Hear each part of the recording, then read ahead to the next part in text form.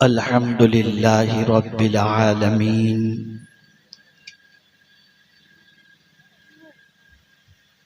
वल आक़िबतु लिल मुत्तक़ीन वस्सलातु वस्सलामु अला सय्यिदिल अंबियाइ वल मुरसलीन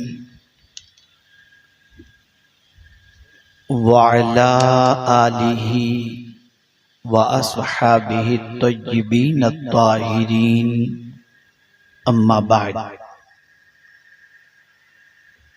फ़अऊज़ु बिल्लाहि मिनश शैतानिर रजीम बिस्मिल्लाहिर रहमानिर रहीम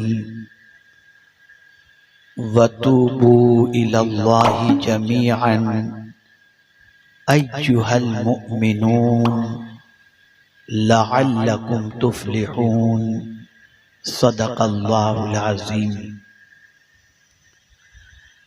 काबिल क़द्र उलमाए ज़वील एहतराम सादात किराम हाज़िरीन व हाज़िरात व नाज़िरीन अस्सलामु अलैकुम व रहमतुल्लाहि व बरकातुहू। वालेकुम अस्सलाम व रहमतुल्लाहि व बरकातुहू। मेरे प्यारे आका सल्लल्लाहु तआला अलैहि वसल्लम के प्यारे दीवानों, जिस आये करीमा की तिलावत का मैंने शर्फ हासिल किया, उससे मुताल्लिक कुछ मारूज़ात पेश करने से पहले आकाए करीम रऊफ़ व रहीम अलैहि तहिय्यत व तस्लीम की बारगाह बेकस पनाह में जिस तरीक़े से पढ़ाऊँ, अक़ीदत व मोहब्बत में डूब कर उसी तरीक़े से दुरूद व सलाम का नजराना पेश करें। अस्सलातु वस्सलामु अलैका या रसूल अल्लाह, अस्सलातु वस्सलामु अलैका या हबीब अल्लाह, अस्सलातु वस्सलामु अलैका या नबी अल्लाह,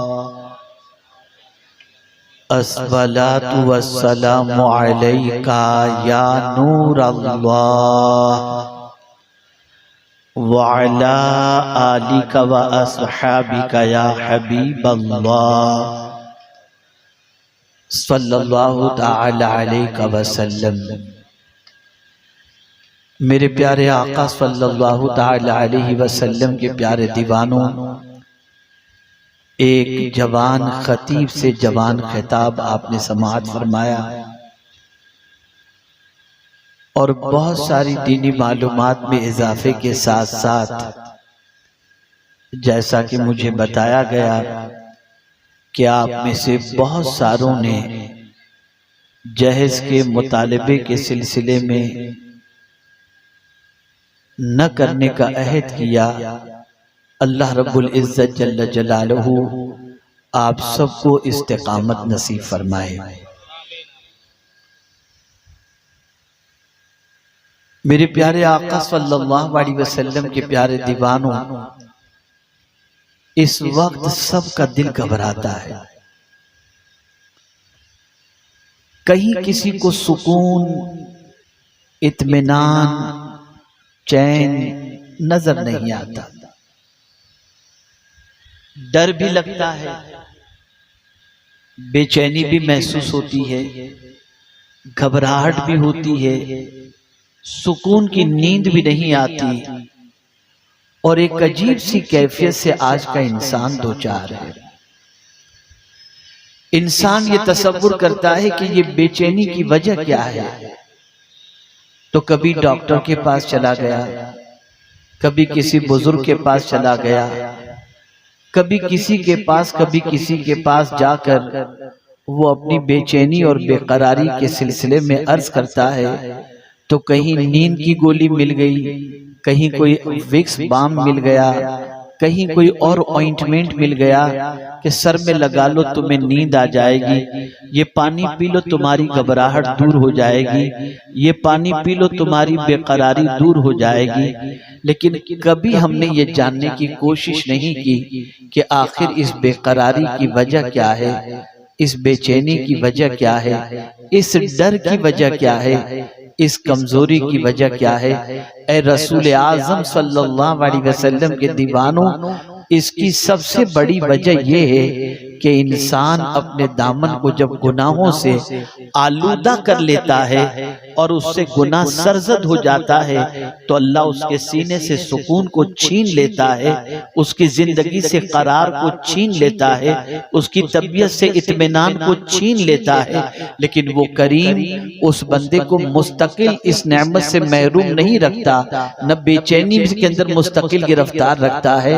परवरदिगार ने तिरयाक अता फरमाया, इलाज अता फरमाया और फरमाया वतूबू इलल्लाहि जमीअन अय्युहल मुमिनून। तौबा के सिलसिले में फरमाया ए ईमान वालों, तुम सब मिलकर अल्लाह की बारगाह में तौबा करो ताकि अल्लाह तुम्हें कामयाबी अता फरमाए। आप मुझे बताइए, बर्तन अगर गंदा हो और उस गंदे बर्तन के अंदर बिरयानी रखी जाए, कोई खाने के लिए तैयार नहीं होगा।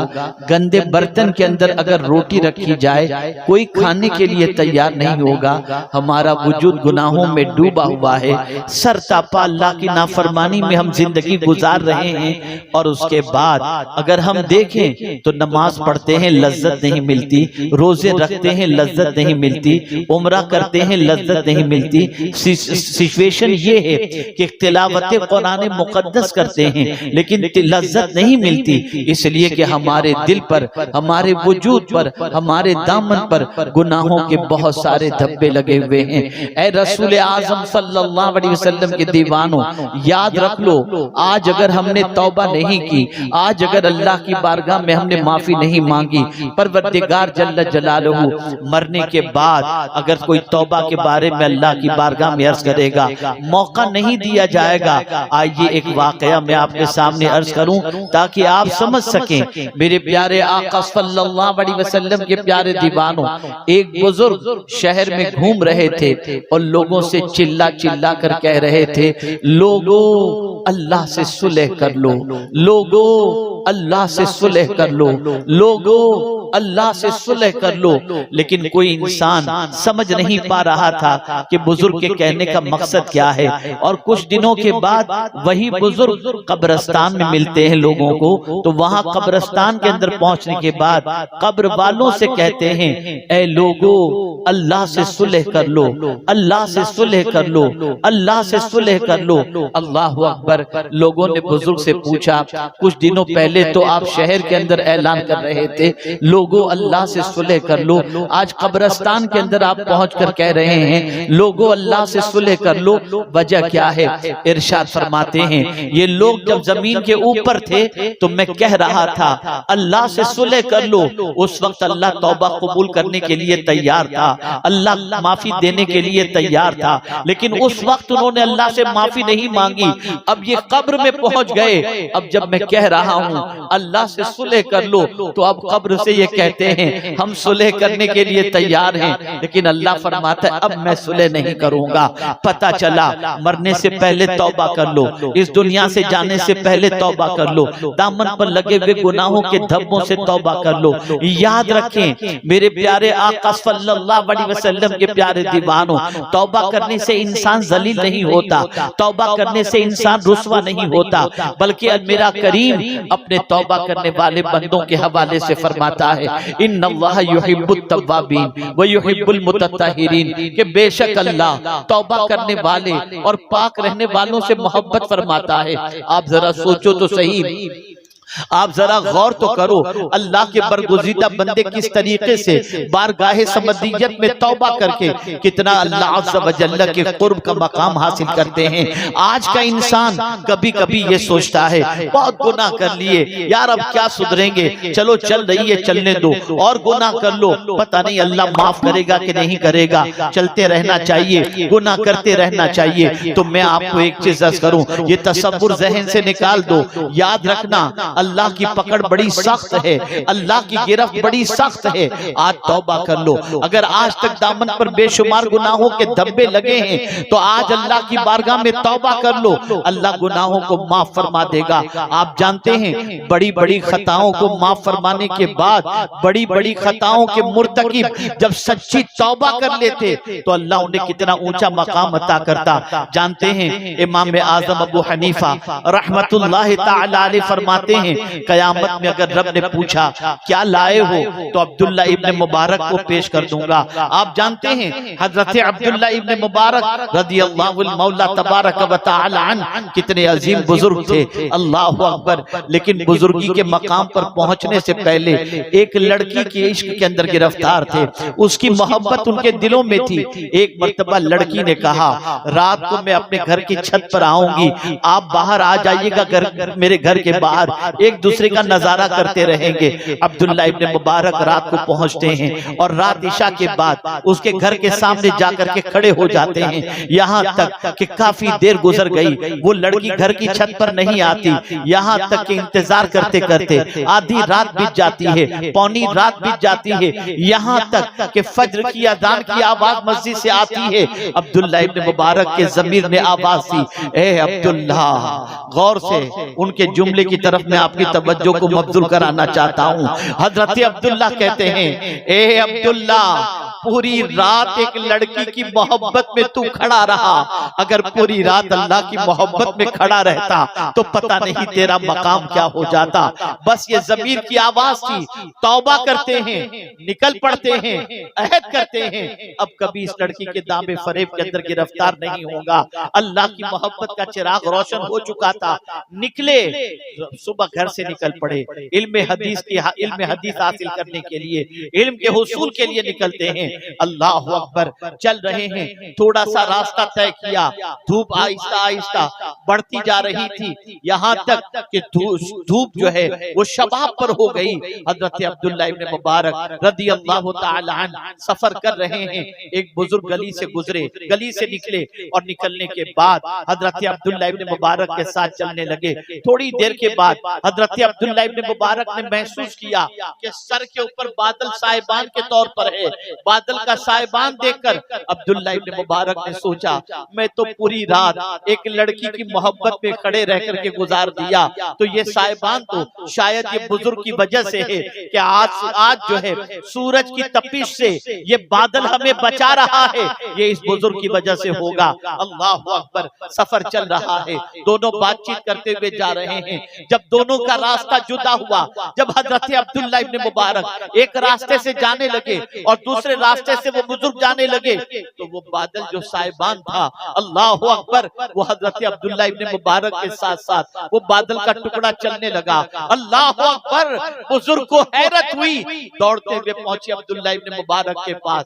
ए अब्दुल्ला, जरा ये तो बताओ, तुमने कौन सी नेकी की है जिसकी बुनियाद पर आज अल्लाह ने धूप से बचाने के लिए तुम्हारे ऊपर बादल का टुकड़ा भेज दिया।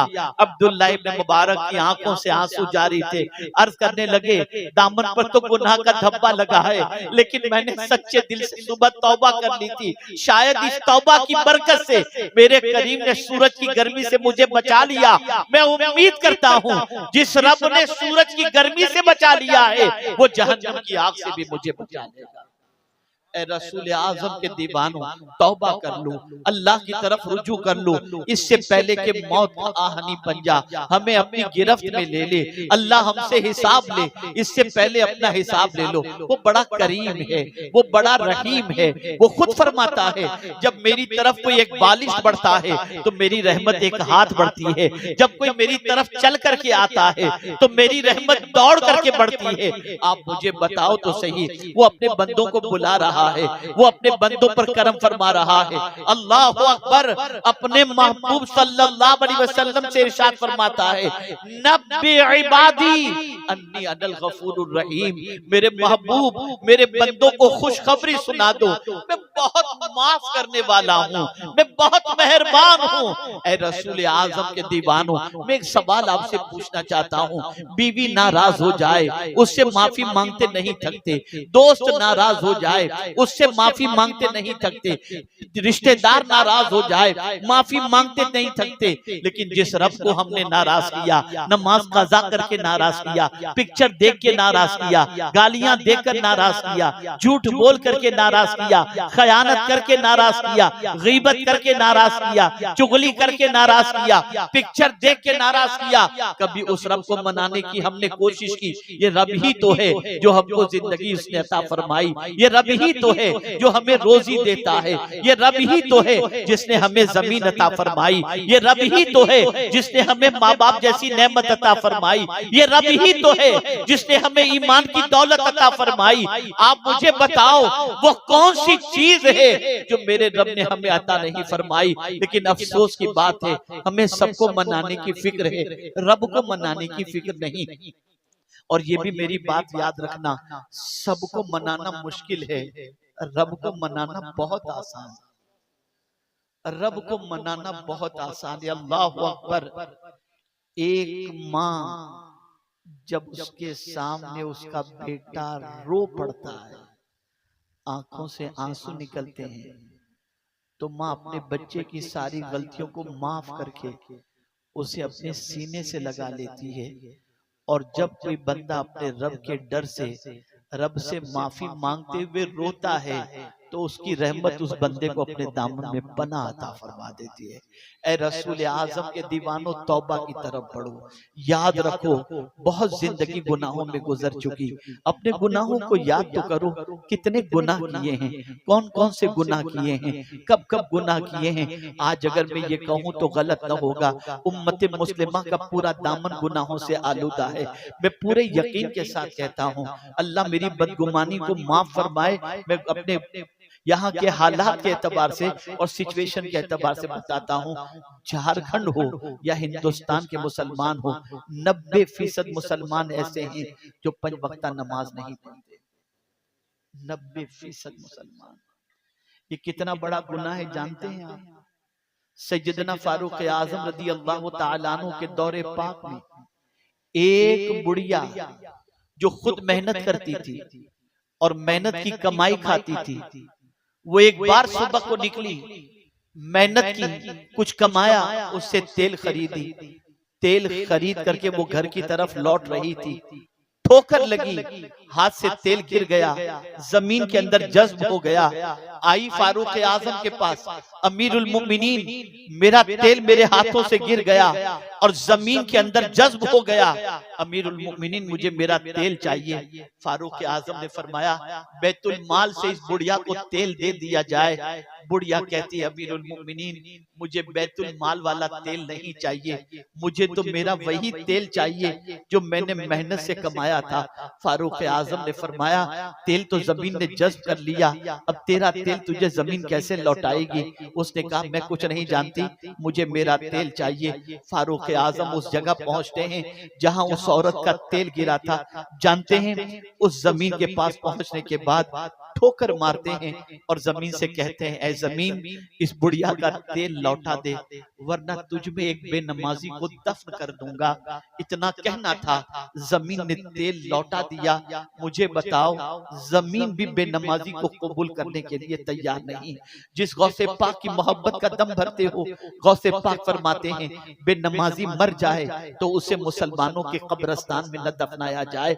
आप मुझे बताओ, इतने गुनाह करने के बाद क्या कभी तौबा का ख्याल आया? कभी रब को मनाने का ख्याल आया? कभी अल्लाह अज़्ज़ व जल्ल का डर दिल में पैदा हुआ?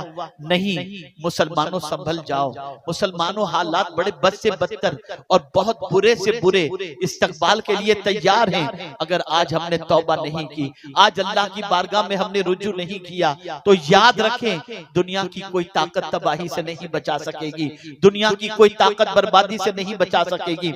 आज हमारा हाल ये है, हम गुनाह करके कहे लगा लगाते हैं। और बुजुर्गाने दिन नेकी करके भी डरा करते थे, उनकी आंखों में आंसू हुआ करते थे। अल्लाह अकबर, कौन नहीं जानता हजरत इमाम आजम अबू हनीफा रहमतुल्लाह ताला अलैह को जिस जगह पर आज उनका मज़ार मुक़द्दस है, 6000 कुरान शरीफ उन्होंने उस जगह पर पढ़े हैं बैठ करके, जहां आज उनका मज़ार मुक़द्दस मौजूद है। 40 साल तक खड़े रहकर इशा के वुज़ू से उन्होंने फज्र की नमाज अदा की है। ये है इमाम आजम अबू हनीफा रहमतुल्लाह ताला अलैह। लेकिन आप जानते हैं, एक मर्तबा मस्जिद में नमाज के अंदर मौजूद थे, इमाम ने मस्जिद में नमाज पढ़ाते पढ़ाते जब इस सूरह मुबारका की तिलावत की, इज़ा ज़ुल्ज़िलतिल अर्दु ज़िलज़ालहा व अख़रजतिल अर्दु अथक़ालहा व क़ालल इंसानु मा लहा यौमइज़िन तुहद्दिसु अख़बारहा। हज़रत इमाम आज़म की आंखों से आंसुओं की झड़ी, आंसुओं की लड़ी, आंसुओं का सैलाब जारी हो गया।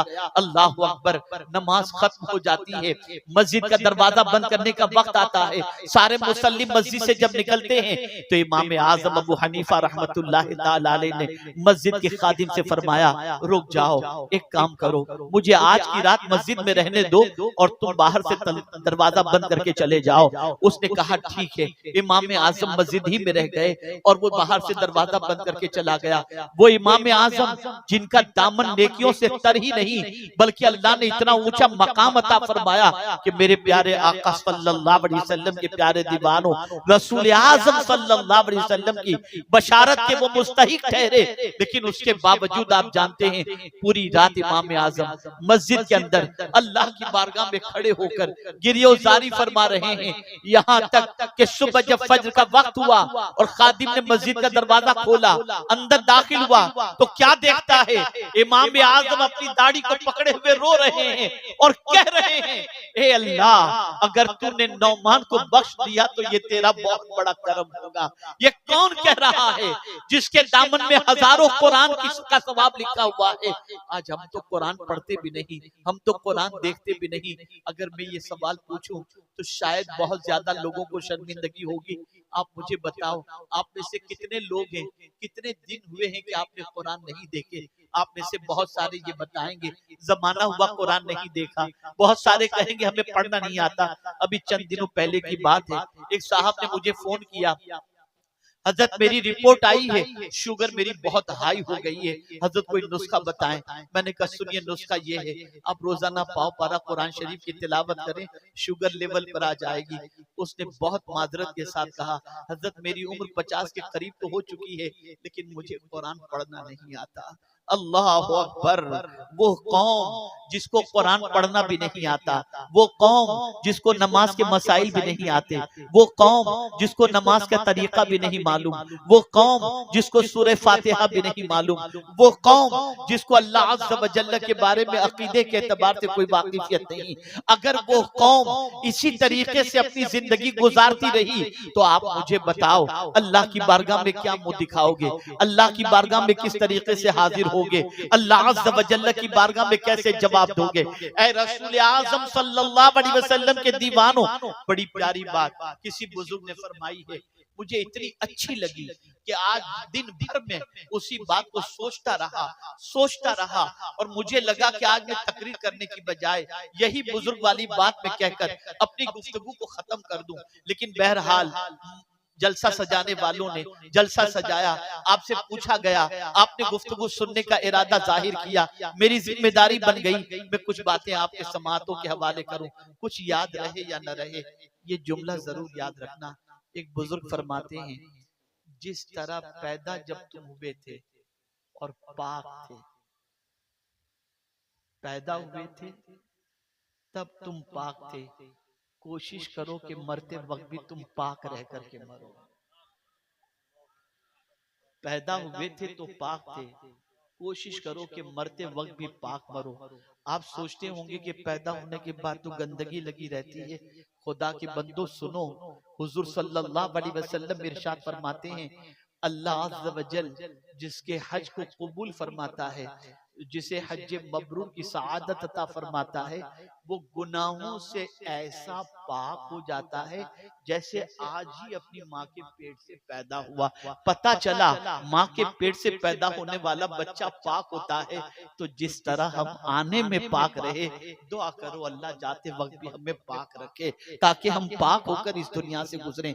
मेरे प्यारे आका सल्लल्लाहु अलैहि वसल्लम के प्यारे दीवानों, ठंडे दिमाग से सोचो, दिलो दिमाग को हाजिर कर सोचो, कितनी गुनाहों की गंदगियां हमारे वजूद पर लगी हैं। कभी कभी तो हम नौजवानों से कहते हैं चलो नमाज पढ़ने, हजरत हम नापाक हैं, अल-अयाज़ु बिल्लाह, खड़े रहकर कहीं पेशाब कर रहे हैं। मुसलमान और नापाक, मुसलमान और गंदा, मुसलमान और इस तरीके से जिंदगी कहाँ जा रहे हो आप जरा सोचो।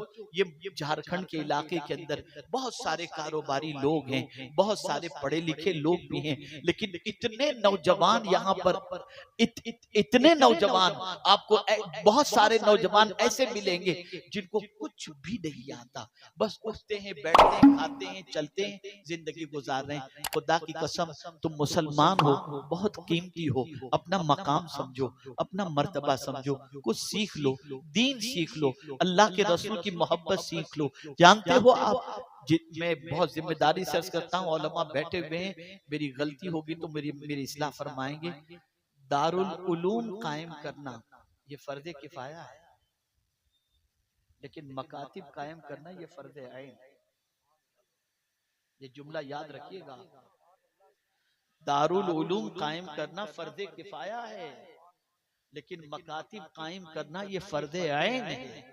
इसलिए कि दारुल उलूम के अंदर एक आलिम बनेगा और आलिम बनना फर्ज़े किफाया है, लेकिन मकतब के अंदर पहुंचकर जरूरियात जितना इल्म हासिल करना ये फर्ज है। आज हमने मकातिब पर तवज्जो नहीं दी, आज हमारी कौम के बच्चे गली कूचों के अंदर भटकते घूम रहे हैं, हमारे पास मकतब नहीं। मैं बड़ी माजरत के साथ हाथ जोड़कर अर्ज करता हूँ, आप लोग हमें बुलाते हैं, अल्लाह आपको सलामत रखे, आप हजरत सैयद साहब किबला को बुलाते हैं, अल्लाह आपको सलामत रखे, शौरा को बुलाते हैं, अल्लाह आपको सलामत रखे, महफिल सजाते हैं, अल्लाह आपको सलामत रखे, लेकिन मेरी गुजारिश को कबूल कर लो, खुदा के लिए आप अपने इलाकों के अंदर मोहल्ले मोहल्ले में मकतब कायम करो, ताकि आपका बच्चा कुरान सीख ले, आपका बच्चा नमाज सीख ले, आपका बच्चा वुजू का तरीका सीख ले, आपका बच्चा कुरान पढ़ना सीख ले। अगर आपने ये इंतजाम नहीं किया और आपने इतने बड़े बड़े जलसे किए, आपका कोई फायदा नहीं है। इसलिए कि अगर आपका बच्चा कुरान पढ़ना नहीं जानता तो आप मर जाएंगे, वो आपको इसाले सवाब करने की ताकत नहीं रखेगा। आप जरा सोचो तो सही, कहां जा रही है हमारी कौम, किस तरफ जा रही है। और याद रखो, मुसलमानों के सीने से इस्लाम के निकलने की पोजीशन अगर ये है, मैं कहूं तो गलत न होगा कि टिमटिमाते दिए की तरह इस वक्त मुसलमानों के सीने में इस्लाम है। बहुत सारी गैर इस्लामी जो है आदतें और रस्म और रिवाज हमारे मुआशरे में दाखिल हो चुकी हैं, और हमारे मुसलमान को इसके बारे में कोई इल्म भी नहीं है। मुसलमानों होश के नाखून लो, इस्लाम की तरफ आओ, इल्म की तरफ आओ, गली गली और कूचे कूचे के अंदर मकातिब कायम करो, अपने बच्चों को कुरान सिखाओ, अपने बच्चों को मसाइल सिखाओ, अपने बच्चों को उर्दू सिखाओ, जितना इल्म हासिल करना फर्ज है वो इल्म सिखाओ, ताकि तुम्हारे बच्चे की नमाज दुरुस्त हो, ताकि तुम्हारे बच्चे का कुरान दुरुस्त हो, ताकि तुम्हारा बच्चा इल्म दीन से आरास्ता हो जाए। अगर इस पर तुमने तवज्जो नहीं दी तो याद रखना, मैंने एक वाकया सुना था, बड़ा अजीब वाकया है। एक बुजुर्ग थे जिनको अल्लाह ने बुजुर्गी भी अता फरमाई थी और माल भी बेपनाह अता फरमाया था, लेकिन औलाद की पोजीशन ऐसी थी कि माल की मोहब्बत उनके दिल में बेपनाह थी। बाप से भी मोहब्बत करते थे, लेकिन माल से बाप से ज्यादा मोहब्बत करते थे। अल्लाह अकबर। बाप ने सोचा और देखा कि जरा दुनिया वालों के सामने दुनिया की मोहब्बत को जो है वो आश्कार करके बता दूं कि दुनिया के लोग माल से कितनी मोहब्बत करते हैं और आज का माहौल कितना खराब हो चुका है। ये बताने के लिए जब उस बुजुर्ग को ये महसूस हुआ कि अब मेरी जिंदगी ज्यादा नहीं है, तो उन्होंने वसीयतनामा लिखा और वसीयतनामे में ऊपर लिख दिया कि जब मैं इस दुनिया से चला जाऊं और मेरे जनाजे को जब रखा जाए तो सबसे पहले नमाजे जनाजा से पहले इस पर्चे को, इस लिफाफे को खोला जाए और पढ़ करके सुनाया जाए। क्योंकि बुजुर्ग के पास माल बहुत था, बेपनाह माल था, सब जानते थे कि इनके पास दौलत की कोई कमी नहीं। लेकिन जब जनाजा रखा गया, इमाम साहब भी मौजूद थे, तो बेटा दौड़ता हुआ आया। बड़े बेटे ने कहा, इमाम साहब रुक जाइए, मेरे अब्बा का वसीयतनामा मौजूद है, अब्बा ने वसीयतनामा दिया था, इसको पढ़ करके सुना दीजिए। इसमें लिखा, मेरे वालिद साहब ने वसीयतनामे के सिलसिले में एनवलप पर लिखा था, लिफाफे पर, कि जब मैं मर जाऊं और मेरा जनाजा रखा जाए तो जनाजा पढ़ने से पहले इस वसीयतनामे को पढ़ा जाए। इमाम साहब ने खोला, उसमें वसीयत लिखी हुई थी, जिस शख्स को मेरी दौलत चाहिए वो मेरी नमाज जनाजा न पढ़े। जिस शख्स को मेरी दौलत चाहिए वो मेरी नमाज जनाजा न पढ़े। बड़े मालदार थे, बेशुमार लोग नमाज जनाजा में आए थे, लेकिन जब वसीयत सुनी एक एक करके सब खिसकने लगे, एक एक करके सब खिसकने लगे। जब देखा कि अब तो बच्चे ही रह गए, बाकी सब साइड पे खड़े हो गए, तो बच्चों ने सोचा कि गैर लोग जब मेरे बाप का माल ले जाएंगे तो हम तो ज्यादा हकदार हैं। बेटे भी खिसक गए, बेटे भी खिसक गए। एक साहब तशरीफ लाए, कहा, इमाम साहब नमाज क्यों नहीं पढ़ा रहे, नमाज जनाजा? कब मरने वाले ने वसीयत की थी कि मेरी नमाज जनाजा पढ़ने से पहले वसीयतनामा पढ़ के सुना देना। मैंने वसीयतनामा पढ़ करके सुनाया, सब खिसक गए। ये है दुनिया।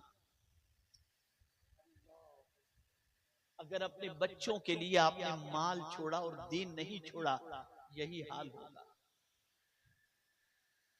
इसलिए बहुत सारे बच्चे माँ बाप के मरने का इंतजार और दुआएं करते हैं ताकि इनकी दौलत के ऊपर कब्जा किया जा सके। कहां जा रहे हो?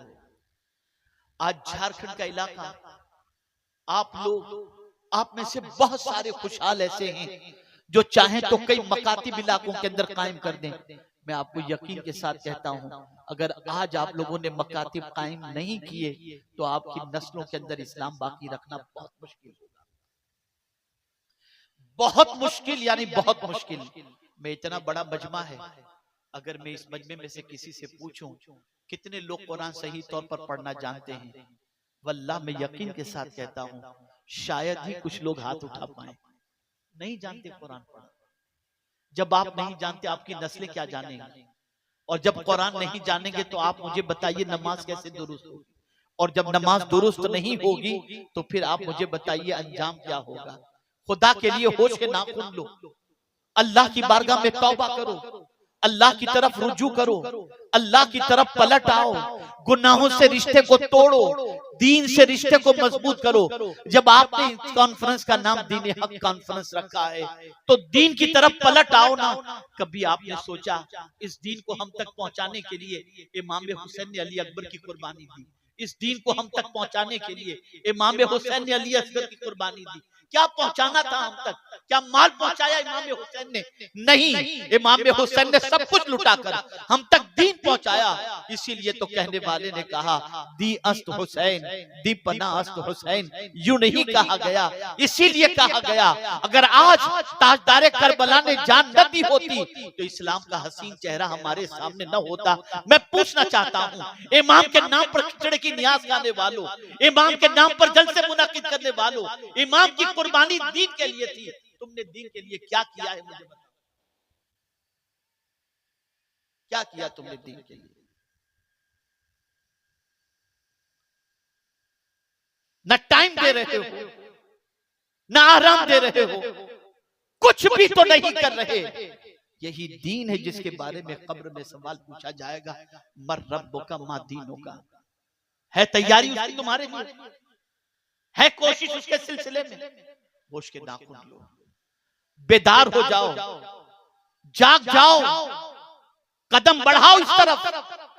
आज अगर कोई बेदार होकर के इस रास्ते में कदम बढ़ाया, हो सकता है उसको देखकर औरों के कदम भी बढ़ जाएं, और फिर माहौल ऐसा हो जाए हमारी कौम का कोई बच्चा कारी कुरान होने से महरूम न रहे, हर बच्चा कुरान पढ़े। अरे जरा सोचो तो सही, ये कुरान ही तो है, कुरान ही तो है जिसके बारे में हुजूर ने फरमाया, अस्सियामु वल कुरानु यशफ़िआन यौमल क़ियामा, कुरान शफाअत कराएगा। आप जरा सोचो, ऐ रसूल आज़म सल्लल्लाहु अलैहि वसल्लम के दीवानों, तो आज मेरा पैगाम आपकी समाअतों के हवाले बस यही है, आज से तौबा कर लो, किए हुए गुनाहों से सच्चे दिल से तौबा कर लो। याद रखो, आज तौबा कर लो, अल्लाह ने मौका दे दिया है, अल्लाह तौफीक भी अता फरमाए। आज तौबा का मौका है, फिर तौबा का मौका नहीं मिलेगा। अल्लाह की बारगाह में सच्चे दिल से तौबा करके रुजू कर लो और गुनाहों से बचने का अहद करो। मेरे प्यारे आका सल्लल्लाहु अलैहि वसल्लम के प्यारे दीवानों, आइए हम सब मिलकर अल्लाह की बारगाह में सच्चे दिल से तौबा कर लें कि रब्बे कदीर ने फरमाया वतूबू इलल्लाहि जमीअन अय्युहल मुमिनून, ऐ ईमान वालों तुम सब मिलकर अल्लाह की बारगाह में तौबा करो ताकि अल्लाह तुम्हें कामयाबी अता फरमाए। और आज यहाँ से अहद करके उठो, हम हर मोहल्ले के अंदर मकतब कायम करेंगे, सुन्नी सहीहुल अकीदा किसी आलिम के पास आलिम को मुकर्रर करेंगे और बच्चों को वहां पर इल्म जो है वो सिखाएंगे, इल्म दीन की दौलत से माला माल करेंगे। आइए इस अहद के साथ अल्लाह की बारगाह में तौबा करते हुए अपनी गुफ्तगू को अपनी गुफ्तगू को मैं मुकम्मल करूं। आइए सच्चे दिल से तौबा कर लेते हैं। अस्तगफिरुल्लाह अस्तगफिरुल्लाह अस्तगफिरुल्लाह रब्बी मिन कुल्ली ज़म्बिन व अतूबु इलैहि व मा अलैना इल्लल बलागुल मुबीन। तौबा की एक सूरत ये भी है कि किसी पीरे तरीकत के हाथ में हाथ देकर हम उनके ज़रिए से गौसे आज़म के सिलसिले में दाखिल हों और अल्लाह से जो हमने अहद किया है तो उससे तजदीद वफ़ा फिर करें। हमारे हज़रत जिनका खिताब आपने समात फरमाया सिलसिले आलिया कादरिया बरकातिया के शेख तरीकत भी हैं, तो जो हज़रत के ज़रिए से किबला कायद मोहतरम के ज़रिए से गौसे आज़म के सिलसिले में मुरीद होना चाहते हैं और तौबा करके गौस पाक के सिलसिले में दाखिल होना चाहते हैं, हज़रत जैसा पढ़ाते हैं वैसा पढ़ें। ख़वातीन भी अगर मुरीद होना चाहती हैं गौसे आज़म के सिलसिले में तो वो भी मुरीद हो सकती हैं। सरकार गौस पाक के सिलसिले में मुरीद होने का फ़ायदा ये है कि गौसे पाक फरमाते हैं कि मेरे मुरीद पर मेरा साया ऐसे है जैसे आसमान का साया ज़मीन पे होता है। तो ये बड़ी सआदत की बात है और गौसे पाक का सिलसिला फिर वो भी बरकाती। तो हज़रत मुरीद करेंगे जैसा पढ़ाते हैं पढ़े, फिर उसके बाद निकाह की तकरीब होगी इंशाअल्लाह। पढ़िए बिस्मिल्लाहिर्रहमानिर्रहीम बिस्मिल्लाहिर्रहमानिर्रहीम अस्तगफिरुल्लाह अस्तगफिरुल्लाह रब्बी रब्बी मिन कुल्ली ज़म्बिन ज़म्बिन व अतूबु इलैहि, तौबा करते हैं पिछले सारे गुनाहों से, पिछले सारे आज के बाद हर गुनाह से बचने की कोशिश करेंगे। हर फर्ज वाजिब और सुन्नत उनके वक्तों पर अदा करने की कोशिश करेंगे। हम सिलसिले कादरिया नूरिया बरकातिया में दाखिल होते हैं। ए अल्लाह हमें गौसे पाक के गुलामों में कबूल फरमा, क़यामत के दिन उनके साथ हश्र फरमा। इलाही खैर गर्दानी बहक के शाह जीलानी, इलाही खैर गर्दानी बहक के शाह जीलानी, इलाही खैर गर्दानी बहक के शाह जीलानी। वसल्लल्लाहु तआला अला खैर खल्क़िही व नूरि अर्शी सय्यिदिना व मौलाना मुहम्मद व आलिहि व अस्हाबिही अजमईन बिरहमतिका या अरहम। हज़रात, आने वाले शब को, अब जो शब आने वाली है, दोनों बुजुर्गों का खिताब फुटबॉल मैदान डीह डूबी तेतुलिया निरसा में होने जा रही है। मैं गुजारिश करूंगा कि जो रात आने वाली है यानी 25 मई दिन गुजार के जो रात आएगी उस रात में निरसा सारे लोग पहुंचे और हजरत की गुफ्तगू को वहां भी हम सब समाप्त करने की कोशिश करें।